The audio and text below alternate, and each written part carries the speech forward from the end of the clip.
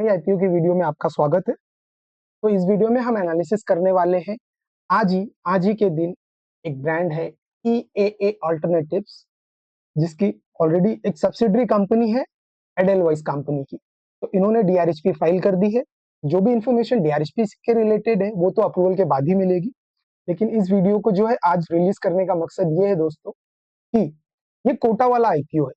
आपको पता ही होगा कि अगर कोटा वाले शेयर होल्डर कोटा वाले आईपीओ में आप अप्लाई करते हैं तो इसमें अलॉटमेंट्स के चांस थोड़ा बढ़ जाते हैं। एडेलवाइस जिसकी पेरेंट कंपनी है, फाइनेंशियल मैनेजमेंट में जैसे एसेट मैनेजमेंट है, लाइफ इंश्योरेंस है, जनरल इंश्योरेंस है, प्रॉपर्टी मैनेजमेंट है, इस तरह का बिजनेस है। और सेम बिजनेस जो है वो EAA अल्टरनेटिव्स का है। ठीक है, तो इसके बारे में हम बात करने वाले हैं। वीडियो में आगे बढ़ने से पहले दोस्तों जरूर हमारे चैनल को सब्सक्राइब कर लीजिए इसी तरह की एजुकेशनल वीडियोस, आईपीओ एनालिसिस की वीडियोस टाइम टू टाइम देखने के लिए। तो आगे बात करते हैं। रेडिफ की एक न्यूज है जहां पे फाइनली मतलब कल के दिन ही इसका अनाउंसमेंट हुआ है। इन्होंने डीआरएचपी फाइल कर दी है और तकरीबन तकरीबन 1500 करोड़ के आसपास का ये आईपीओ रेस करने वाले हैं EAA अल्टरनेटिव्स। इसकी जो पेरेंट कंपनी है वो एडेलवाइस कंपनी है। एडेलवाइस जो है इस आईपीओ के थ्रू अपना स्टेक जो है वो कुछ अपना स्टेक जो है वो बेच रही है, जिस वो स्टेक EAA अल्टरनेटिव्स कंपनी में था।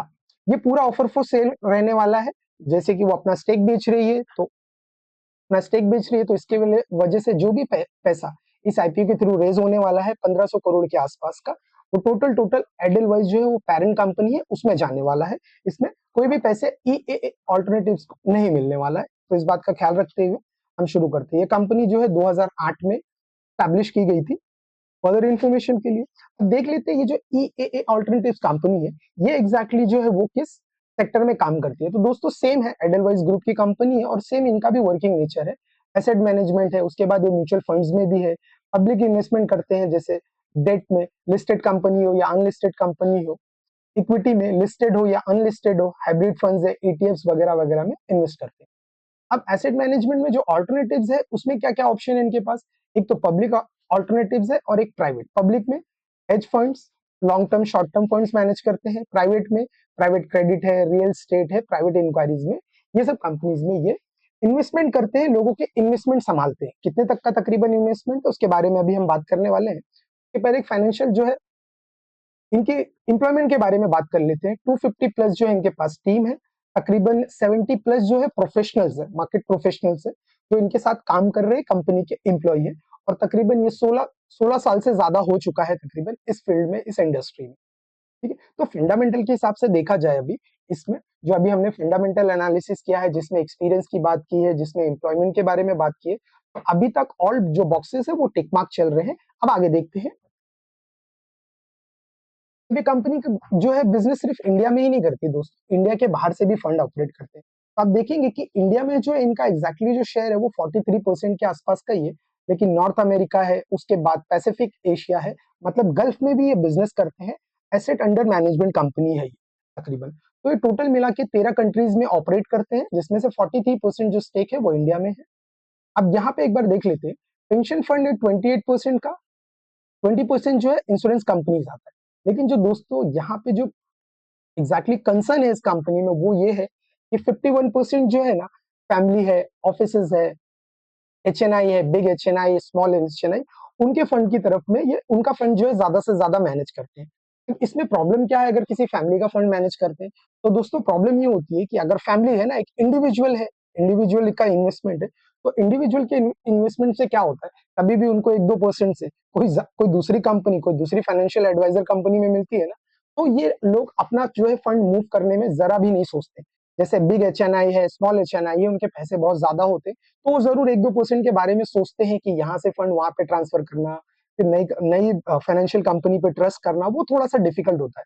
लेकिन आम फैमिलीज है, छोटी मोटी रकम ये हैंडल करने वाले हैं फैमिलीज, परिवार को, तो लोग क्या करते हैं, 1-2% के लिए कभी भी फाइनेंशियल एडवाइजरी जो है वो चेंज करते रहते हैं। ठीक है दोस्तों, तो इस बात को हम देखते हैं डीआरएचपी में इन्होंने इस बारे में क्या बताया है।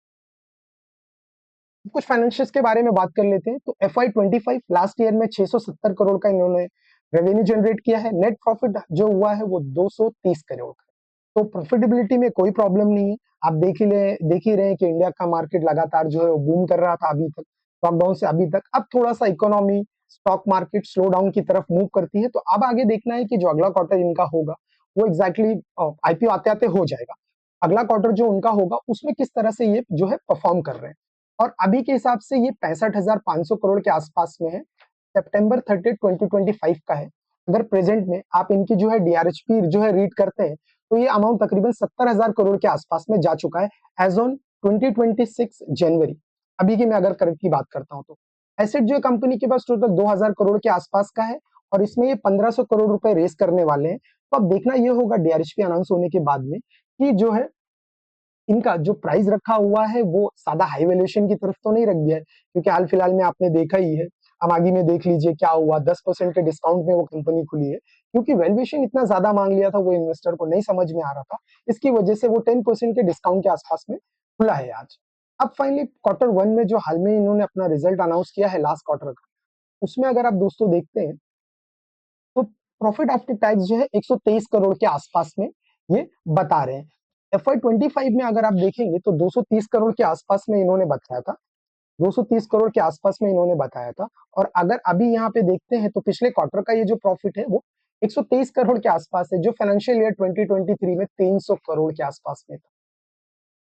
किसी भी कंपनी का फंडामेंटल एनालिसिस करने के लिए पास 6 से 7 क्वार्टर बहुत ही अहम होते हैं, बहुत ही जरूरी होते हैं। और जैसे कि आपने देखा कि मार्केट में एक ट्रेंड सा चल रहा है कि थोड़ा बहुत भी कंपनी जो है प्रॉफिटेबल हो जाती है तो डायरेक्टली वो अपना आईपीओ अनाउंस कर लेती है। कोल इंडिया में हमने देखा, बीसीसीएल के केस में, फिर आमागी में देखा, अभी सेडोफैक्स के बारे में भी हमने एक वीडियो ऑलरेडी रिलीज कर दी। उस वीडियो को जरूर से देखिएगा, मैं लिंक जो है डिस्क्रिप्शन बॉक्स में डाल दूंगा। और भी किसी स्टॉक या कंपनीज में आप फंस चुके हैं, मार्केट जो है वो क्रैश हो रहा है, अगर किसी स्टॉक या कंपनी में आप फंसे हुए तो जरूर से उस स्टॉक का नाम, कंपनी का नाम कमेंट डाउन कर दीजिए। हम पूरी कोशिश करेंगे कि उसका डिटेल एनालिसिस शेयर करें हम हमारे चैनल के थ्रू।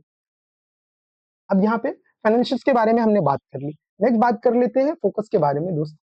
ठीक से इनका फोकस अभी जो है वो कोर एसेट मैनेजमेंट में फोकस करने की कोशिश कर रहे हैं। कि जैसे मैंने अभी आपको बताया कि फैमिलीज है, स्मॉल बिग एचएनआईज है ना, उनमें थोड़ा सा प्रॉफिटेबिलिटी लॉन्ग टर्म के लिए बनाना थोड़ा सा डिफिकल्ट हो जाएगा, थोड़ा सा जो है वो डिफिकल्ट हो जाएगा दोस्तों।